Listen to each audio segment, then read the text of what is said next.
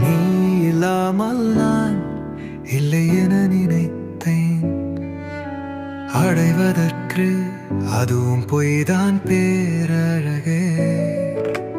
உன்னை நினைக்காமல் கணமே முடியவில்லை. இதை உணராமல் என்னோடு வேலை இல்லை.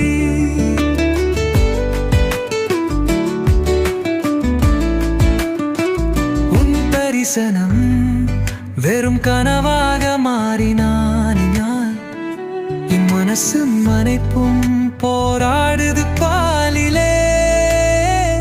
உன் சுவாசம் மட்டும் என்னை சுற்றும் போது என்றார் கை முழுதும் அது அதிர்ச்சி தேடு.